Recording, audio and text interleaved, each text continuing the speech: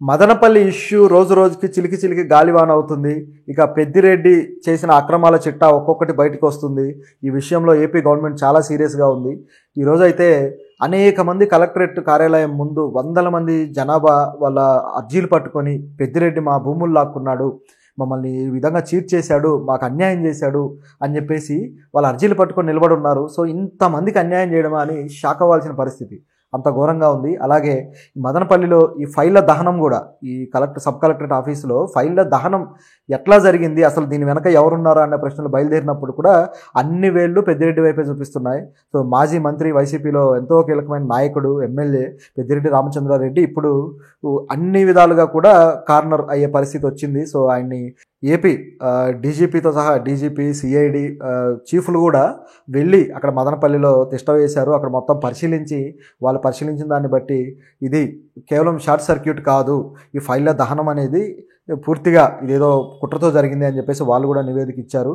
So ఇక నుంచి ఇప్పుడు సిఐడి దర్యాప్తు స్టార్ట్ అయిపోయింది. ఇక ఆ దర్యాప్తులో ఏమేమి విషయాలు వెలుగులోకి వస్తాయి, అసలు ఆ ఫైళ్ళ దహనం వెనుక ఏం జరిగింది అనేది చూద్దాం. దాంతోపాటు అక్కడి ప్రజలకు ఆయన చేసిన అన్యాయం కావచ్చు, అక్కడ ఆయన పరిపాలన ఏ విధంగా ఉందనేది ఒకసారి గమనిస్తే, ఆయన రోడ్డు కూడా ఓపెన్ చేయడం జరిగింది. ఆయన ఇంటికి ఈ కార్పొరేషన్ శాఖ నుంచి రోడ్డు వేయించుకొని ఆ రోడ్లో ఇంకెవరూ వెళ్లకుండా గేట్లు వేసేసి మూసేసిన పరిస్థితి ఉంది.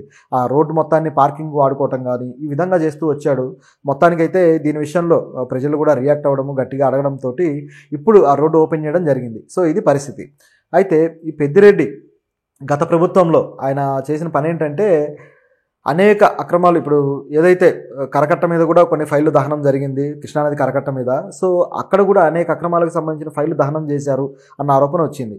ఈయన పర్యాటక శాఖ అట్లాగే అటవీ శాఖకు సంబంధించి ఈ ముఖ్యంగా ఆ ఫైళ్ళని కరకట్ట మీద దహనం చేశాడని చెప్పేసి అప్పట్లో ఒక వ్యక్తి కేసు పెట్టడం ఇదంతా అయింది. దాంతోపాటు గత ఆదివారం ఇక్కడ మదనపల్లిలో కలెక్టరేట్ ఆఫీస్లో ఒక ఫైళ్ళు ఉండే ఏదైతే రూమ్ ఉందో ఆ రూమ్ వచ్చేసి 22A సెక్షన్ అనమాట. సో ఈ రూమ్లో ఫైళ్ళ దహనం జరిగింది. అంటే ఫైళ్ళు తగలబడిపోయాయి, దగ్ధమైనాయి. ఇందులో దాదాపు 2400 ఫైళ్ళ కన్నా ఎక్కువగా ఉన్నాయి ఫైల్స్. ఈ ఫైల్స్ దాదాపు కేవలం ఇప్పుడు మిగిలింది అయితే 700 ఫైల్స్ మాత్రమే మిగిలాయి, మిగతాయి అన్నీ కూడా తగలబడిపోయాయి. ఇది పరిస్థితి. సో ఇందులో ఆయన చేసిన అక్రమాలకు సంబంధించినవి ఉన్నాయి. సో అవన్నీ కూడా వెలికి తీయాలనేది ఆరోపణ. అయితే ఆయన నుంచి వచ్చేది ఏంటంటే, లేదు మీరు కావాలంటే మిథున్ రెడ్డి ఏమంటున్నారంటే, కావాలంటే మీరు ఆన్లైన్లో చూసుకోండి, ఎవరైనా భూములు లాక్కున్నా ఏమైనా అక్రమాలు చేసినా అవన్నీ ఆన్లైన్లో కనబడతాయి కదా, మీరు అక్కడ చూసుకుంటే సరిపోతుంది, ఎందుకు ఈ విధంగా మీరు కావాలని ఆరోపణలు చేస్తారు, ఎందుకు బ్యాడ్ చేయాలని క్రియేట్ చేస్తున్నారని ఆయన మాట్లాడడం జరిగింది. అక్రమాలు చేసిన ఆన్లైన్లో పెట్టుకొని అంత పబ్లిక్గా బెటర్ కదా. ఇప్పుడు అటవీ శాఖ భూములు ఉన్నాయి, అటవీ శాఖ భూముల్ని ఎంత దోచుకున్నారు ఏంటి అనేది ఆన్లైన్లో ఎలా ఉంటుంది. అలాగే ప్రజలవి కూడా ఇప్పుడు వాళ్ళవి వీళ్ళు ఫేక్గా తయారు చేసుకున్నవి. సో ఆన్లైన్లో ఎక్కించకపోయినా వీళ్ళ దగ్గర పత్రాలతోటి అనేక ఇబ్బందులు పెట్టిన పరిస్థితి ఉంది ప్రజల్ని. అక్కడ రెవెన్యూ శాఖ అధికారులు కూడా సరిగ్గా స్పందించకపోవడం, ప్రజలు వచ్చి మేము మొత్తుకున్నాము, మా భూములు లాక్కున్నారు, మమ్మల్ని కొడుతున్నారు, మేము వెళ్ళి అడిగితే అని చెప్పేసి ప్రజలు కూడా రెవెన్యూ శాఖ ఆఫీసుల ముందు కూర్చొని వాళ్ళు ఎంతో పోలీస్ కేసులు పెట్టినా కూడా ఏమాత్రం రియాక్షన్ లేదు, ఎవరూ పట్టించుకోలేదని చెప్పేసి ఇప్పుడు ప్రభుత్వం మారిన తర్వాత దాదాపు 100 మంది వచ్చేసి ఇప్పుడు కలెక్టర్ ఆఫీస్ ముందు ఉన్నారు. ఇది పరిస్థితి. సో వీటన్నిటికి సంబంధించిన ఆన్లైన్లో ప్రూఫ్లు ఎంతవరకు ఉంటాయి, కావాలంటే ప్రూఫ్లు చూసుకోండి అన్నారు, ప్రూఫ్లు ఏమో తగలబెట్టేశారు. సో ఇంకెక్కడ అవకాశం ఉంటుంది అనేది ఇక్కడ ప్రశ్న. ఆ తగలబెట్టిన సన్నివేశం కూడా మామూలుగా అయితే కలెక్టర్ ఆఫీస్లో దాదాపు 4 సెక్యూరిటీ గార్డ్స్ ఉంటారు. అలాగే మొత్తం కూడా సిస్టమ్ అంతా కూడా పకడ్బందీగా ఉంటుంది, సీసీ కెమెరాలు ఉంటాయి, ఇదంతా ఉంటుంది. అయినా సరే అర్ధరాత్రి 12 ఆ టైంలో కూడా ఒక గవర్నమెంట్ ఆఫీసరు ఆ కారిడార్లో తిరుగుతున్నాడు. సో ఆయనకి ఏంటి అక్కడ పని అనే క్వశ్చన్ కూడా బయలుదేరింది. సో ఈ విధంగా అనేక ప్రశ్నలు ఉన్నాయన్నమాట. So AP DGP Dwaraka Tirumalarao కావచ్చు, అలాగే సిఐడి చీఫ్ రవిశంకర్ కావచ్చు, వీళ్ళు వెళ్ళి దాన్ని దర్యాప్తు చేసి అక్కడ మొత్తం తగలబడిందంతా చూసి ఇది షార్ట్ సర్క్యూట్ వల్ల జరగలేదు, ఇది వేరే జరిగిందని చెప్పి చెప్పడం జరిగింది. అలాగే ఇక చంద్రబాబు గారు కూడా సిఐడి విచారణకు ఆదేశించారు. ఇప్పుడు సిఐడి విచారణ జరగాల్సి ఉందన్నమాట. సో ఈ విచారణలో ఏం జరుగుతుంది, ఏం తేలుతుంది అనేది ఒకసారి చూడాల్సి ఉంది.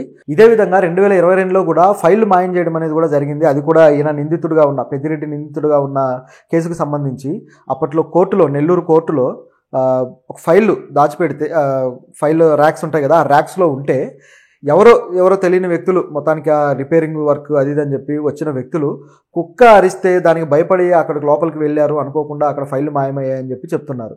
నిజానికి కొట్టేయడానికి వచ్చిన వాళ్ళే అక్కడికి వెళ్ళి అక్కడ కూడా అనేక ఫైల్స్ ఉంటాయి, వేల ఫైల్స్ ఉంటాయి. ఆ వేల ఫైల్స్లో కరెక్ట్గా ఇవే ఫైల్స్ ఎలా తీయగలుగుతారు వాళ్ళు అన్న ప్రశ్న బయలుదేరింది. సో అవి కూడా కొట్టేయడం జరిగింది, అక్కడ ప్రూఫ్లు లేకుండా చేశారు. తర్వాత ప్రభుత్వం మారిన తర్వాత వైసీపీ ప్రభుత్వంలో జగన్ ఇక ఆ కేసును వెనక్కి తీసుకునే ప్రయత్నం చేశాడు, ఆ కేసులే వద్దు అన్నట్టుగా.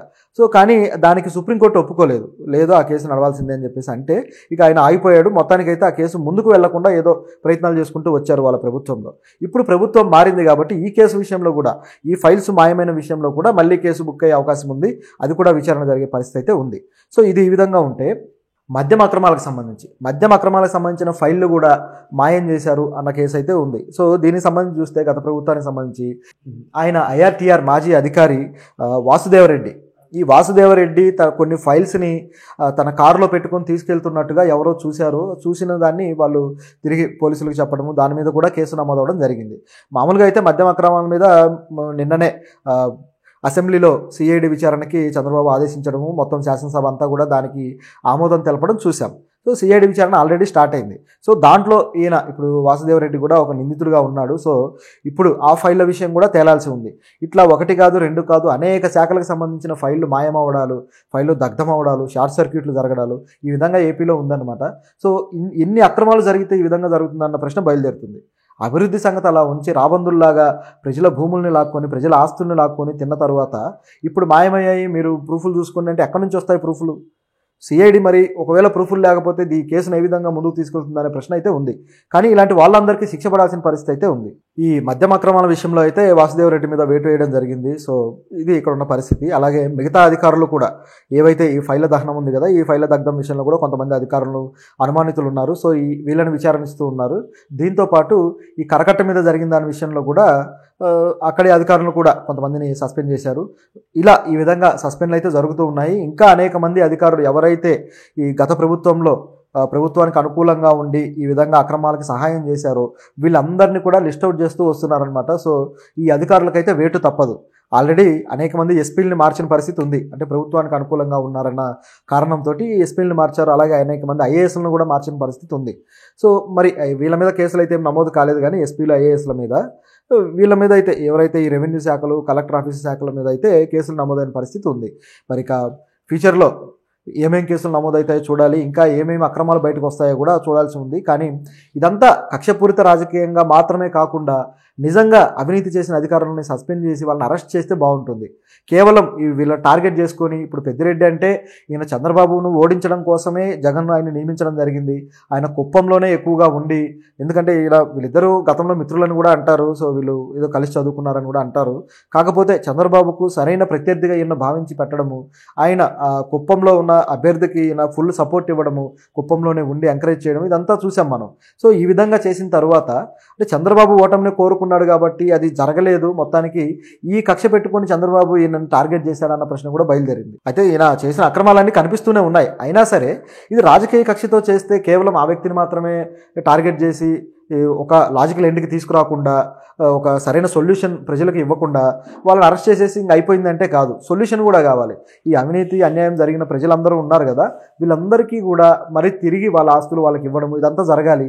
అలాగే ఈ రెవెన్యూ శాఖలో, కలెక్టర్ ఆఫీసుల్లో ఈ అవినీతికి ఎవరైతే ఎంకరేజ్ చేసి అవినీతికి వీళ్ళు దోహదం చేశారో ఆ నాయకులను కూడా, ఆ అధికారులను కూడా అరెస్ట్ చేయాల్సిన పరిస్థితి ఉంది. అప్పుడే దీనికి ఒక ఎండింగ్ వస్తుంది. అలాగే